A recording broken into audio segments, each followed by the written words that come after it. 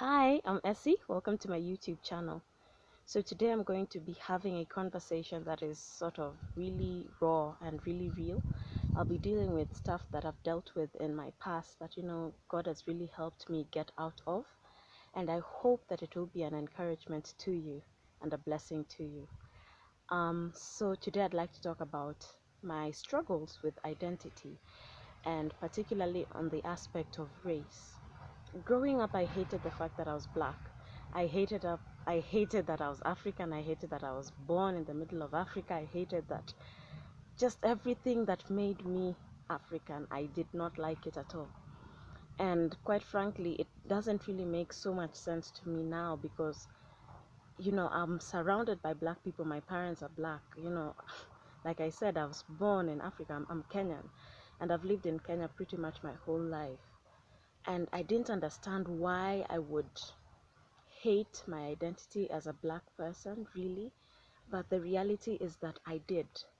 And growing up, especially when my parents, transited me from a public school into a private school where black students were actually the minority, it became even more awkward. It became more defined to me that I was black, and I couldn't erase the color of my skin. And for me, it didn't matter what the shade of black was. There's people who struggle with the shade of the color of their skin, like black people wish they were lighter. But for me, I didn't want to be lighter. I just didn't want to be black. I felt that Caucasians and Asians were better advantaged than, we were, especially Caucasians. And I just felt like being black was some sort of curse. I didn't understand why God would make me black, why God would allow me to live among black people. And I actually don't even know why I was led to do this today, but I just felt so strongly to share this. And it was not easy, because if you're hating everything about who you are, that means there is no self-love, there is no rejoicing or gladness in who you are. And when Christ died for humanity, he came to express that he loves us. And one thing that he has taught me to do is to love myself. And that has been so essential because I can't even love other people unless I learn how to love myself. And loving myself means embracing myself and every aspect of me. Of course, there's many things that I've struggled with, like even my weight, my height, my just so many things, my gender, so many things that society wouldn't deem as perfect or correct. But the aspect of race, really, I don't think anyone had ever told me to my face that, that you're black, therefore, you're not good enough. I've never really had a racist comment given to me directly, or if I have, I don't recall. But I didn't like my race at all. I didn't like being black. I didn't like being African. And, this happens even to people who are in the middle of Africa. I don't know if it's because of the influence of media or all this. And, it was so bad. Recently, I posted something on my Instagram account. I This painting that I did that I haven't even painted in forever. But the first time in my entire life, I'm 26 now, the first time in my entire life, I actually painted the color of the girl's skin brown. I've never done that. I always left, when I was doing my coloring as a kid, I'll do the hair, I'll do the clothes, I'll do everything else, but I'd never do the skin because I didn't want the picture to resemble me. I never thought brown people were worth coloring, you know? And I didn't know how to color white people, so I just left it blank. And the first time in my entire life, I colored something brown, something that resembles me. And I'm so proud of that picture because it is a testament, it is such a testimony of how far I have come.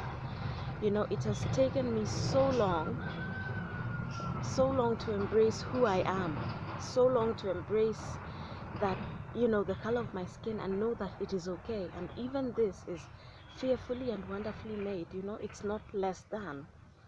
And God didn't make different colors to make people feel inferior, superior than others. Really, ultimately, a human being is a human being, regardless of the color of their skin.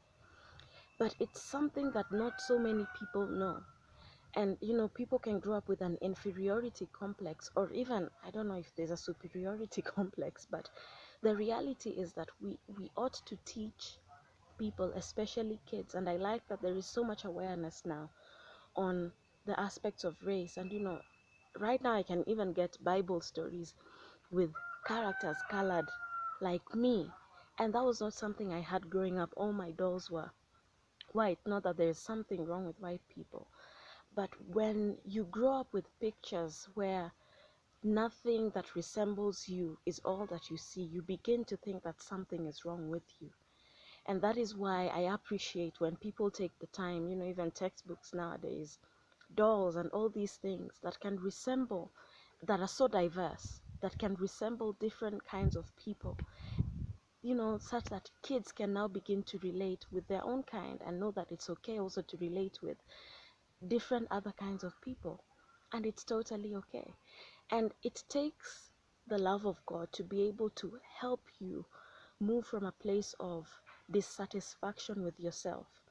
You can go to therapy all you want, and yes, they will help, and I know they have helped many people. But the love of God is the only thing that can empower you to come to a place of first recognizing your worth and your value.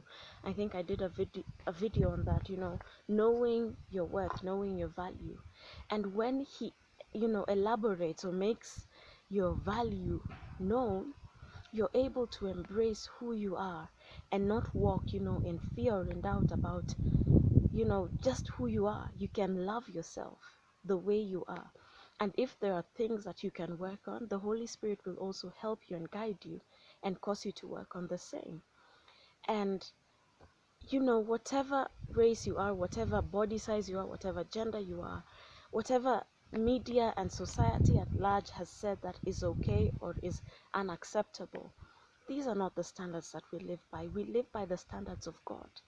And knowing what He thinks or what He says helps us, move past the bondages and move past the stereotypes and go into being able to embrace ourselves, and also to be able to embrace everybody around us.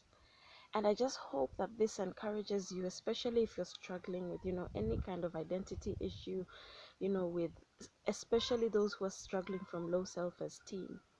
You are loved and you are valuable, and nothing is wrong with you. If you're overweight, you know what, you can work out. I've worked out a million times. I am working on it, but basically, you know what, it doesn't make you less than. And I also know people who are insecure because they feel like their body size is too small.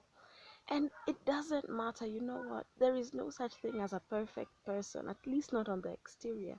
We are perfect by the standard of Christ. And if that is the measure that you use to, know and consider yourself, I believe it will make such a tremendous difference in your life. So begin to see yourself from that aspect.